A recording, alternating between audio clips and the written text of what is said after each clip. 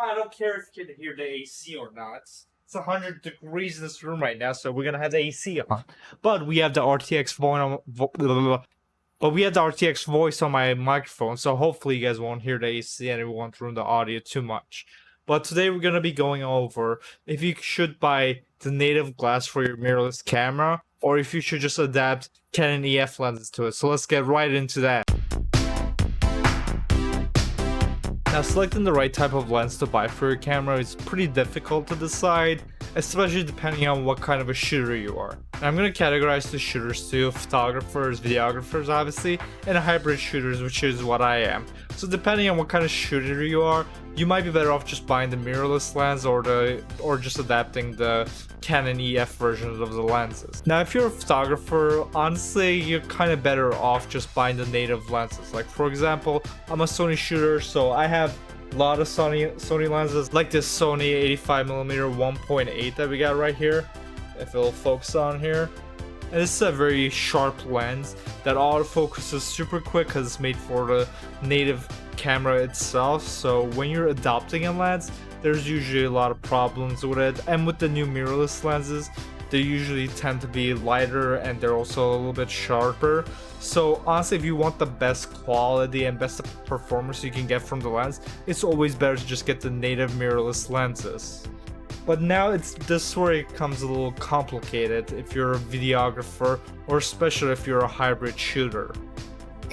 Now, if you're a videographer and you pretty much strictly only do manual focus, then honestly you'll be better off just getting a Canon EF lens. This is not really a good lens to use, but this is just what I'm using as an example, because this is the most adaptable lens that you can pretty much get, is the Canon EF, or maybe if you get the PL lenses. But in my experience, EF is always the best.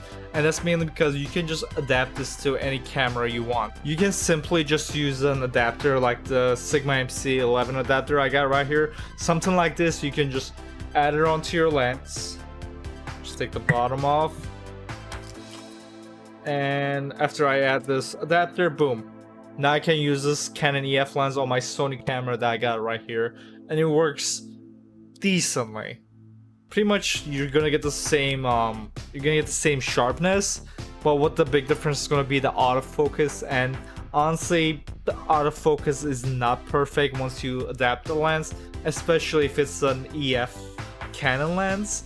But this is where it also gets complicated, which is that Sigma has their own adapter, which is what I'm using right now, the MC11 adapter. They promise native-like performance with their Sigma lenses that is compatible on their website.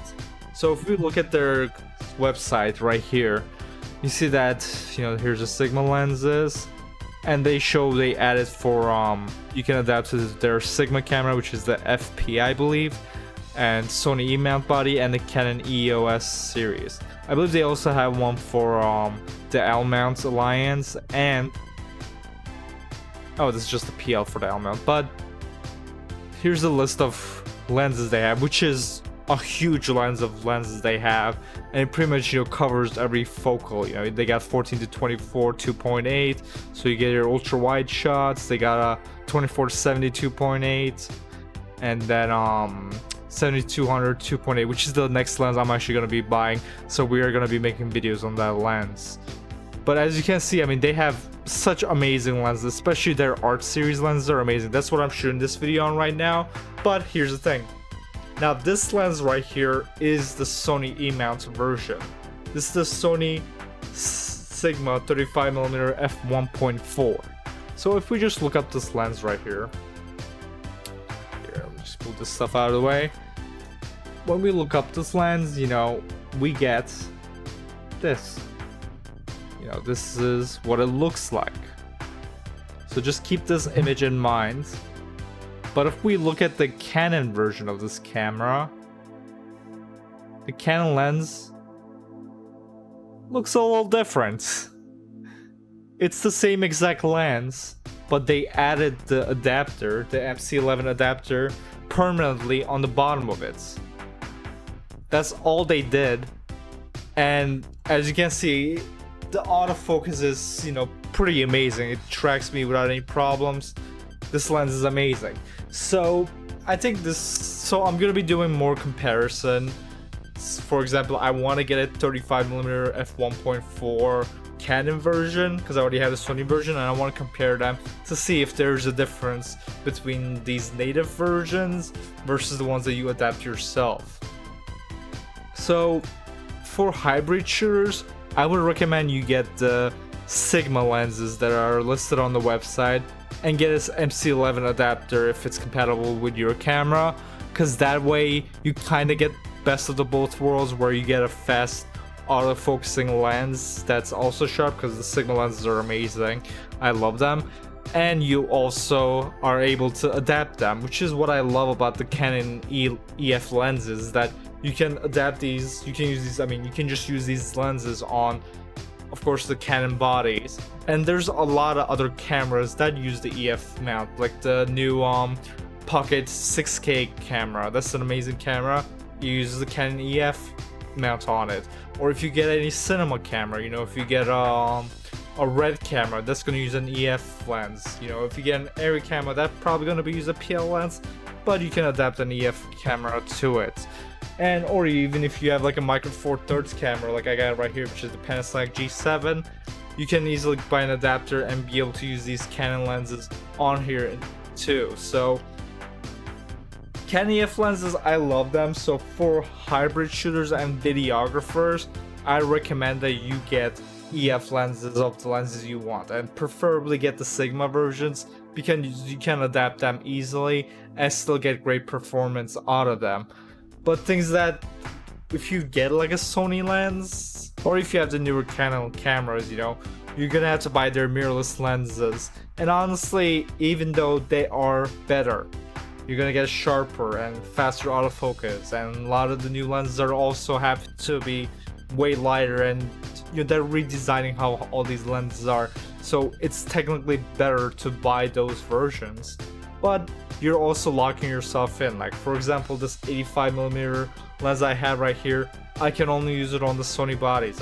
If I get a Pocket 6K, I won't be able to use this lens. But if I just bought the Canon version, then I could use it on the any other camera pretty much, which is insane.